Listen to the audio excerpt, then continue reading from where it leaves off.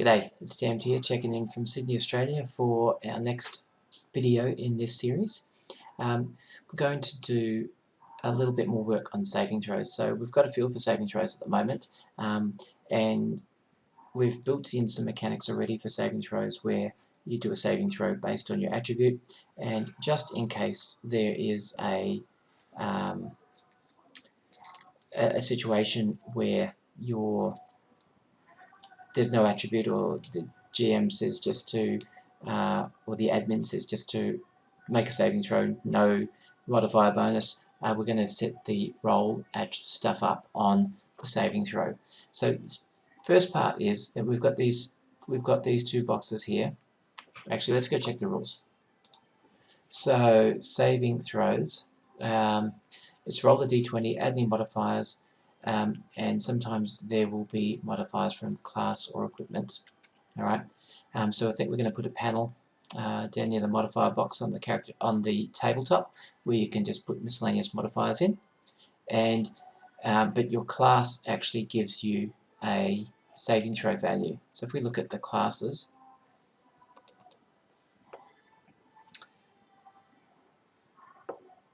I don't know why they didn't scroll through. Alright, so say here for the infiltrator, your saving throw starts at 16 on first level, it goes all the way down to 7 at level 10. The eliminator goes from 14 to 6, the confiscator 15 to 6, transporter 15 to 6, and investigator 13 to 6. So that number is important because it's the target number, so that's also going to modify how our other saving throw mechanics work. Let's jump back into the Ruleset Wizard. So firstly, I'm going to set this to be no key edit. That's good. Default value is going to be something more like 16, not 10. And it's going to be updated automatically by script when we do the leveling. But we want to copy this stuff. Do we need to? No, we don't. What we need to do is, okay, advanced template attribute score. I really don't remember what attribute score template did. So let's go and have a look. On value changed. Okay, we definitely don't need that template to be running, but we do want the saving throw to roll. Let's check manager roles, saving throw. Okay, node source, saving throw, any modifiers. I think we can probably roll with that. So we want to copy this, and we want to set saving throw this 1d20. We want to use the modifier stack, so all that is good. Let's go down here. So dice roll string 1d20, reset modifier stack true, result handler file is saving throw, roll description saving throw, secret roll, targeting type none, use modifier stack true. Okay, good. Now what we do want to do in our function, actually let's just test it rolls first.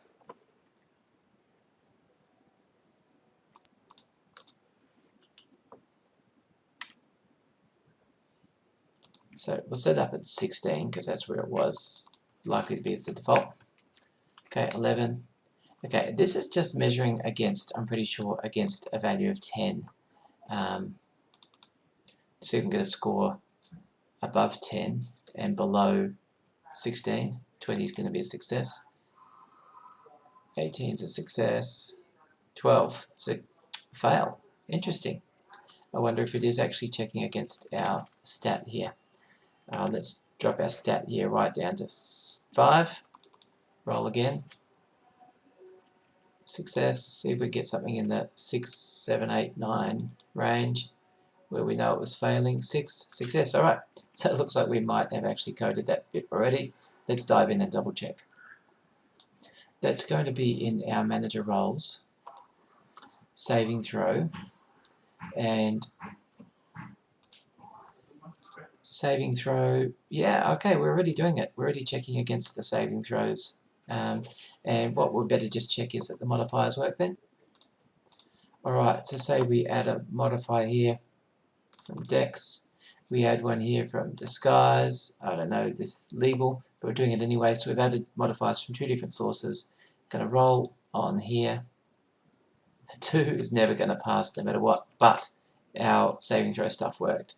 Alright, so it looks like new agents definitely don't want to be making many saving throws. It's going to be pretty tough, I think.